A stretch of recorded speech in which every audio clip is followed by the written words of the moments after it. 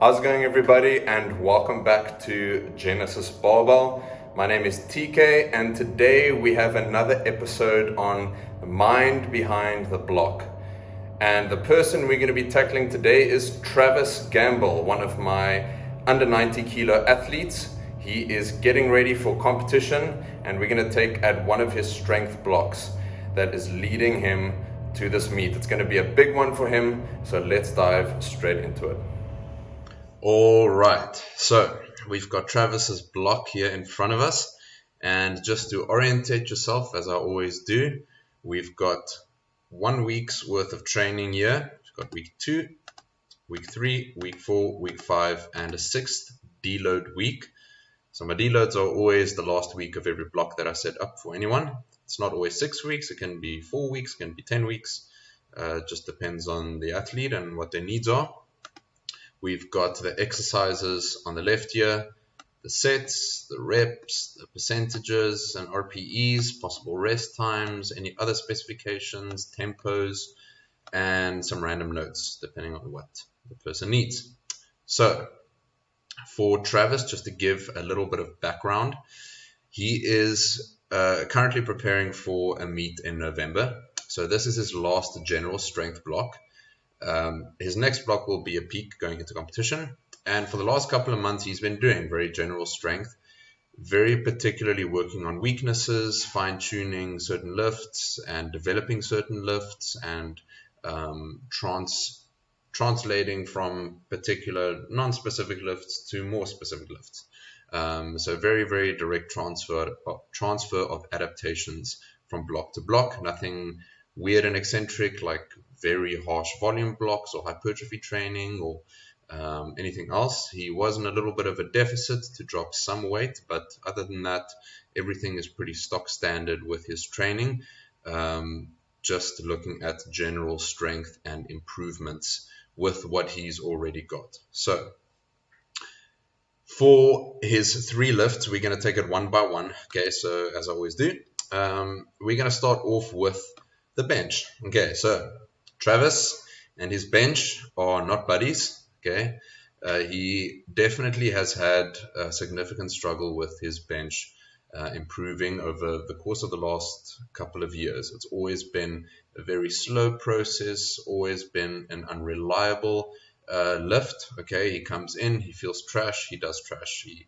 There's very little consistency with his bench. So for the last couple of months and the last couple of blocks, what we've been doing is completely taking apart the lift, and he's been doing very, very strange movements. Maybe not strange, but like a combination of a lot of different types of movements. He's been doing incline presses, he's been doing dips, dumbbell presses, cambered bar bench presses, and it's not the odd one out in the block. It's like all of those things kind of together. And so now what we've done is getting as close to competition as we are. We've kind of built this really hectic foundation and started to bring everything together. So what you'll see now is 3 days of bench. That's his optimal frequency. He does very well with this frequency. 3 days of bench, and they're all high specificity, which is also possibly one of the very few things that really helps him, is having the exposure to competition or close to competition style bench this frequently. So 3 times a week's exposure, which is not uncommon, but definitely not for most athletes, right? So he's got his primary day, which we'll get into, a pause bench press, which I'll explain, a normal bench, and then he's got a soft touch wide grip day and a close grip bench. So with everything that we've built, we've done a lot of foundation work, as I've mentioned, and now the goal is to put all of that together. And his primary day is going to look like this. He has got obviously competition bench on his primary day. That's definitely important. But he first does something called a pause bench. Now, this is not a pause on the chest, okay? I very, very specifically tell all my athletes that any bench that you do will have a competition pause. Some of them I'll give some slack every now and again, depending on what their bench looks like and what their progression and what their execution of the lift looks like. But for the most part, all bench presses will be a tempo of 0, 1, 0. So a slight pause on the chest, or like a competition bench, right? His pause bench is with a normal competition pause and halfway up pause again. So it's kind of like a pause above parallel squat, where on the way up during the concentric halfway he will have another pause. Okay, what that does, okay, the idea behind a pause is to stop momentum. Okay, so for Travis, with his bench, okay, he's got quite a significant arc, which a lot of people do have. And for Travis, it's quite critical for him to have full control throughout the entirety of that lift. And it is like that for most people, but I think for Travis, there might be a little bit of struggle maintaining stability, tightness, and control throughout the full portion of the concentric. And so for him, it's critical for us to target that position where he kind of has a slight transition between pressing off the chest, okay, driving through the shoulders and the chest, and halfway up, he'll kind of pull out his elbows, flare them, like some people say, and lock out at the top like that with his triceps and his chest predominantly. Okay, so that kind of slight transition that takes place as it comes up and flares. Okay, that slight little translation, okay, is an important change in pace and movement pattern that we need to make sure he stays stable and in full control during that portion. Okay, so for the bench, with this pause aspect, okay, we're driving a lot of strength and technical adaptations through this. So this is definitely a technical variation, his main variation. And so each week you'll see we start off with 4 reps and we end off with a top set of 2. Now remember, this is because pauses and tempos and things like that are very technical. It's very driven towards bettering technique proficiency, right? And so we need a high demand on our technique to actually make changes and become more efficient. If we're doing tempos 10 reps and 12 reps, okay, the margin for error in our technique is so high that we're not really putting high demand on it, and it's not really going to amount to much. We need to expose ourselves to heavy load to be able to get more technically proficient, right? So that's why this variation is going to be quite heavy in this block, and we're really driving that. So that's his pause bench. Okay, he's got a top set at a given percentage and a back down set at a given percentage, and very, very stock standard, right? Then he's got his normal skill practice on competition bench. He's got 2 sets of 4 that we're ending off, starting with 6. We're ending off with 2 sets of 4, so that range for the reps, 4 to 6 reps, is very stock standard general strength range, okay? To build some foundation and just for him to get exposure back to heavier weight as he's come from not doing any competition bench in the last couple of months. So this is just getting that exposure again at a given percentage, and then 1 back down set. That's completely RPE driven. Now, usually for female athletes, this set will be like an AMRAP. For him, every week is an increase in RPE, but it's quite high still. So the idea behind it is pretty similar to an AMRAP that I would give a female. It's basically just to expose him to the struggle. Again, for that technical proficiency, we know that the bench you can recover much better from it. So it's definitely not stepping over the boundaries of getting too much fatigue in our training. So you can definitely tolerate this, right? For 1 set per week, it's totally fine. And he definitely needs that exposure. Some people know how to grind for most of their lifts, and they never really need some sort of crazy exposure to a grind to be able to do it well. But for Travis, I think for his bench, he needs it. It's going to help him with his confidence. It's going to help him to produce as much force as possible when he experiences that crazy struggle, which he will on competition day, right? Everyone will. So that's the mind behind this last set. So crucial set here that he needs to do on his primary day. Then his secondary and tertiary day, to be honest, I wouldn't really compartmentalize them in that way. I think it's just 2 secondary days, right?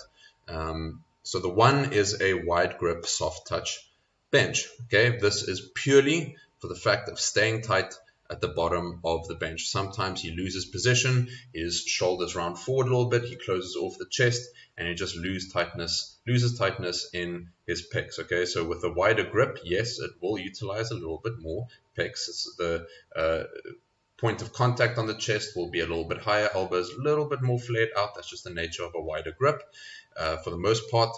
And so that will be less of a moment arm on the deltoids, and so naturally the pecs are biased, right? That's the nature of the wide grip. Also less elbow flexion, again, same idea. So biasing the chest here, and with a soft touch, okay, lots and lots of tension. He did quite a bit of spodo pressing before this block, and so now with this transfer of adaptations, we're getting a little bit more specific to the main lift with a soft touch rather than just a normal spodo, right? So a little bit more specific, but keeping the general idea the same. We want tightness at the bottom of the lift. Okay, starting off with sets of 5 over here, ending off with sets of 3. Okay, volume landmark, very much what he can recover from, 5 top sets, which is good. And also relatively heavy, I would say slightly lower rep range by like margin of 1 rep for general strength adaptations, but still within that range. So very general strength improvements. And we've got a percentage top set and RPE back downs, which gets pretty damn high. Again, we want that struggle. We want exposure to that grind. And so for him, especially with the nature of this lift being very pec bias, okay, there's not a whole lot of fatigue in the shoulder joint and the elbow joint. It's just very, very muscular dominant movement. And so he can tolerate pretty heavy loads at a pretty high RPE with this one. Okay, so this is going to be an interesting one to see progressing. I didn't really want to give him just a percentage because I wanted him to push. I wanted him, regardless of what the percentage is, what the number on the bar is, I wanted him to experience that high RPE and allow himself to really, really push and grind through those last reps, right? Then his last bench day is the close grip bench, something that's generally been a good variation for him to do, a little bit more shoulder involvement, delts, a little bit more exposure to the shoulder joints, external rotation strength. Okay, so with a closer grip, you'll have a lower touch point, meaning more internal rotation, and you need that external rotation, upper back tightness to keep yourself in position. And so for him, that's the exposure here. Okay, he gets a little bit more just general strength adaptations by doing this lift in those joints. So very general variation for him to utilize and just get some general strength going. But let's move on to the other 2 lifts. So we're going to tackle the squat, which is going to be an interesting one. And for the most part, this might look quite strange if we don't have some sort of understanding with the squat. But for Travis, he's always struggled with kind of keeping tight in the back and staying upright in his squat. If he doesn't hit the rebound well, it can really screw up his technique.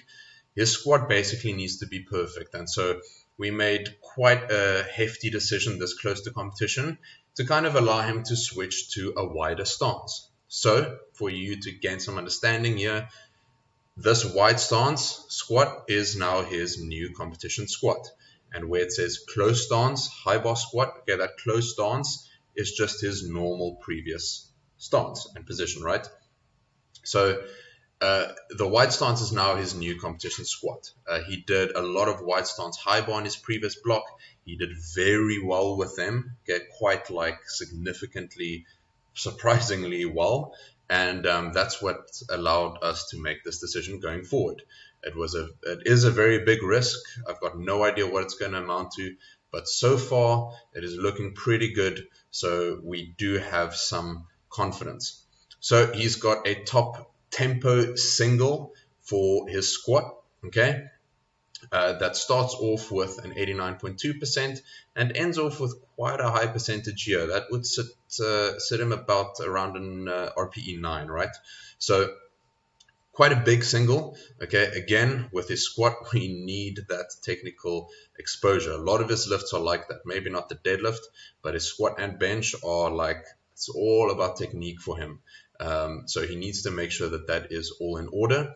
So again, with the tempo being a lovely variable to control for more technical proficiency, this is going to be a really good one for him to use. He's used it before and it's worked exceptionally well for his squat. It's probably been the most prominent things that has worked for him, along with high bar, but we'll get there. Okay, so the tempo, very stock standard. He'll do singles here for this block, and in his peak he'll just do normal singles for his main lift without the tempo. Okay, then he's got a back down set, starting off with sets of, well, a set of 3 and going to doubles, right? Okay, so he does this with the same weight. Now, how I've calculated the percentages and the difference between his main squat and his tempo, it's come up to be pretty much the same RPE with a double if he was to use the same weight for the single, right? So you'll see not every week says the same weight. Okay, his doubles will be with the same weight, his triples will be a very particular drop that I've given for him, but it's all been calculated to reach pretty much the same RPE, right? So quite heavy as well. Again, we need that stimulus and exposure. And then he's got a back down set at quite a significant drop in load, which will take to a particular RPE, or maybe a bit of a variable RPE. Okay, and so for him, he's really good at doing high rep squats, and so this is something that will pretty much be a prolonged modality for him, is doing at least one set of a really high rep squat. He's very good at it. He's, for some reason, he can take a lower percentage and do just significantly well in comparison to his estimated 1 rep max. For who knows what reason, he is just really good at it.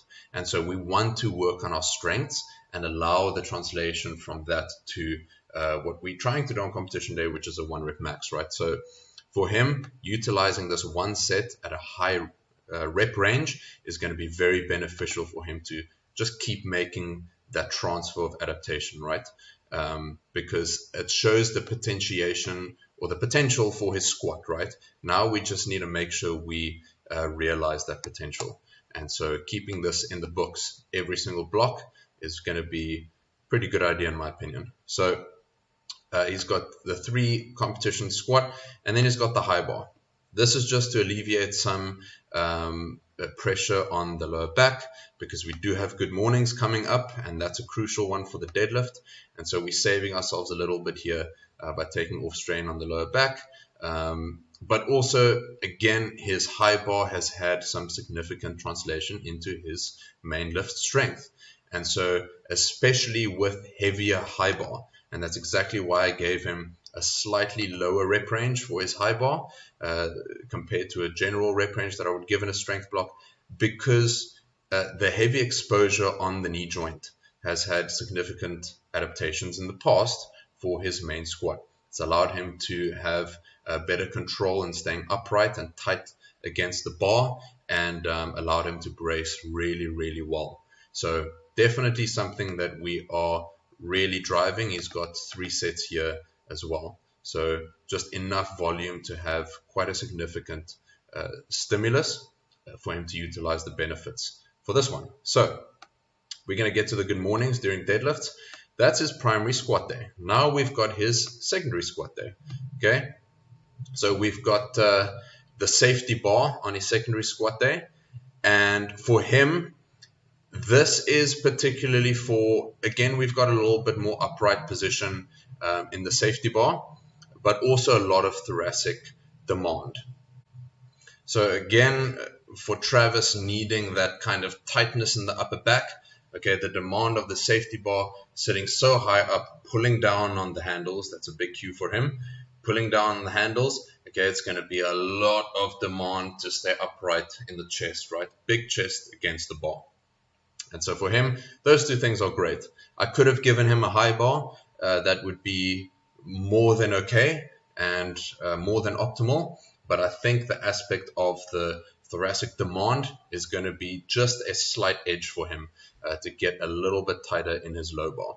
And so it's helped tremendously in the past, and I think it will help again. Now we've got a general range of 6 reps starting off at the start and ending off with 4.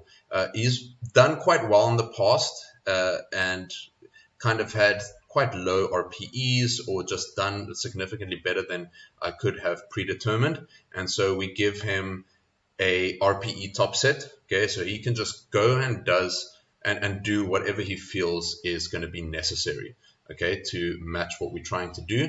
So an RPE prescription, you can go in, put on as much weight on the bar as he feels comfortable taking for that set, and then back down percentages based off of that set. Again, like I've explained many times before, we only need 1 set at an RPE to know how we feel on the day and what we can put on the bar. And so everything else is a percentage of that, all calculated, taking into consideration fatigue from set to set, right?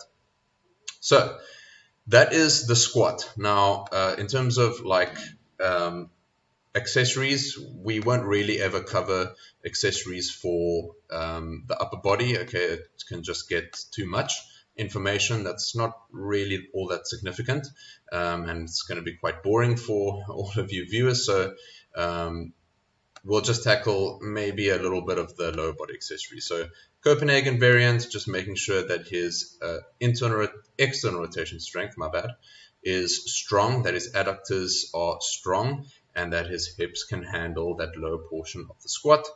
And the Nordic hamstring curls are maybe slightly more for the deadlift, but just exposure to stimulus on the biceps biceps femoris, sitting in the hamstring, which doesn't really get targeted with hip hinges.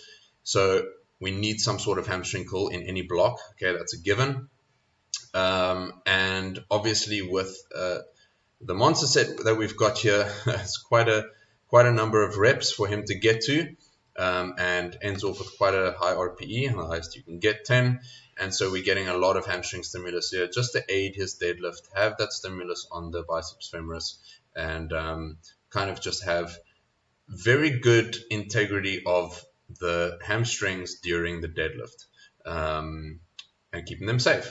So that's that. For the accessories for the lower body, let's tackle the deadlifts. Okay. For him, he's got a primary deadlift day, and then he's got a secondary day, which is kind of like this kind of frequency we call 1.5 sessions. It's not really all that much load exposure for his secondary day. Okay, it's just good mornings. It's basically an accessory, but I like to think of it as more of a variation as well. The good morning is going to be still driven towards the deadlift, but it is a little bit more specific to the squat if we're thinking hip hinge pattern, right? So we've got the RDL, which is more specific to the deadlift because the bar is in your hands, and musculature wise, okay, lats, back, load exposure is going to be slightly shifted towards the deadlift with the RDL or any sort of stiff legged deadlift, and the good morning is going to be slightly shifted towards the squat.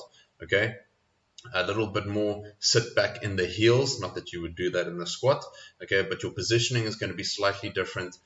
Hips back a whole lot, maybe more hip flexion, a lot less on the lats, a lot more upper back tightness, tightness in the erectors, maybe slight overextension in the back, which you won't have for a deadlift, etc., etc., etc. Maybe some more adductor stimulus, a little bit of a wider stance like you would for the squat, etc., etc. So the good morning is just more specific to the squat, and the RDL stiff-legged more specific to the deadlift. So there's definitely some carryover here in terms of back tightness, glutes, and adductors for his squat. That's why it's on his squat day. But we definitely don't want to take away from the fact that it is driven towards his deadlift as well in terms of a normal hip hinge. So we've got the hamstrings involved tremendously, especially with the fact that in this block particularly, I gave him a barbell low bar good morning instead of the safety bar. And so that will put us in a little bit of a different position, hips a little bit more closer to our center of gravity, a little bit more tension on the hamstrings because the knees are slightly less flexed with that position. And so with this type of good morning, the low bar, it is definitely a little bit more driven towards that hip hinge strength for the deadlift, okay? Although it is more specific to the squat. So that's a mouthful for the good mornings, but we've just got 2 sets, very low volume, driving him to make some good adaptations, also not ending off with a major RPE prescription. 8 is more than good enough. We definitely don't want fatigue going from this day to his deadlift day because he's only got 2 days to recover. So for his main deadlift day, we have got 3 singles beltless every single week leading up to his last week, and his back down set of deadlifts starts off with sets of 4 and ends off with triples. So the idea behind this is Travis has been doing a lot of beltless translation work, okay, from block to block.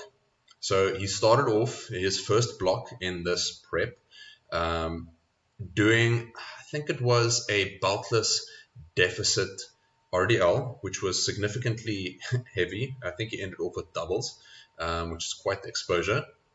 Okay, and the translation kind of went from that to a normal deficit beltless deadlift. Okay, so the RDL aspect is taken away, a little bit more specific to the deadlift, and you can say biasing the glutes slightly more, the heavier weight having a little bit more demand on the core, etc., etc., but taking away the RDL aspect. Now his next translation will be that he could have done a top set of deadlift and then a back down, like a couple back down beltless deadlift sets, right? Still have that translation of the beltless deficit deadlifts into a normal beltless deadlift, taking away the deficit aspect, making it a little bit more specific, right?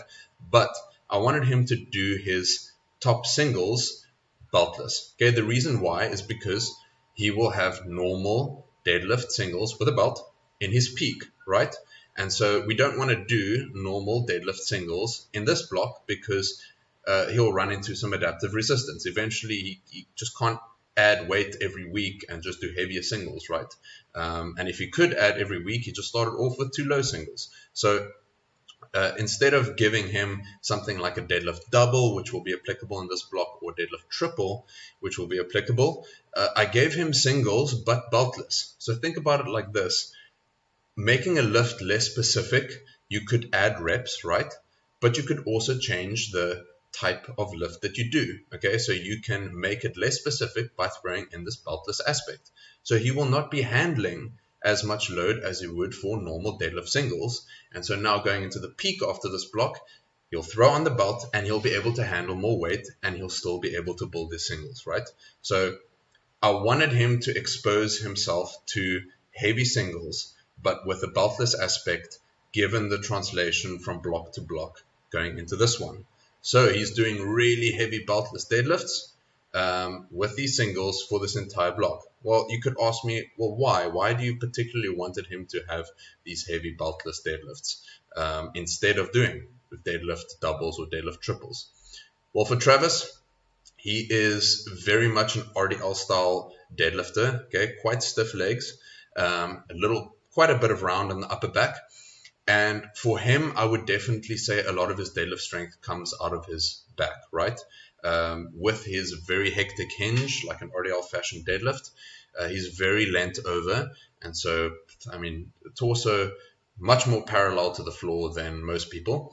And so the demand on his core is actually quite significant. And for him right now, we don't particularly want to work on any really random weaknesses. Yes, we want to build up things that aren't cooperating as well, but for the most part, we just want to flourish his strengths. And in this regard, we are really putting a super high demand on his core and his back strength during the deadlift. And so I think developing this before doing normal singles in his next block will be a significant translation for him and kind of put the cherry on the cake with the translations we've been doing block to block, starting off with the beltless deficit RDLs, going into beltless deficit deadlifts, now into the beltless normal deadlift, and doing his normal competition deadlift in his peak. Okay, that's a mouthful, but that's the idea behind that. Then he's got obviously his back down normal deadlift set, which starts off with 4 reps over here, which is quite light at the start, and ends off with a triple. This is just to have that kind of like pre-fatigue fashion, can't really call it that, but having the stimulus of the beltless heavy deadlifts first and then going into a very random set of normal deadlifts. Okay, the demand on his brace and his core and his back will be really significant, so that now when he throws on a belt straight after them, it would possibly feel, yes, fatigued, but quite light. And so we're developing this general strength, but with the edge of him gaining a little bit more out of the belt, if that makes sense. Yes, he will be fatigued. That's definitely an aspect, but he will feel better doing this deadlift after his beltless singles. Okay, so with that, we're just taking a little bit of anecdotal stimulus here and just making the most of it. So that is his deadlifts. Not a shit ton of volume, but enough to get him some really good adaptations. So that's pretty much the rundown of all of his lifts. Again, I'm not going to go into the upper body accessories, but some really fun ones for him to do. And I'm very excited to see him go into his peak and showcase what he's been working on. But this is pretty much the entire setup for him for this block. I'm excited to see what he does. And if you like the video, please leave a like, subscribe, and comment if you like, if you have any questions, or if you enjoyed it. And I will see you guys in the next video.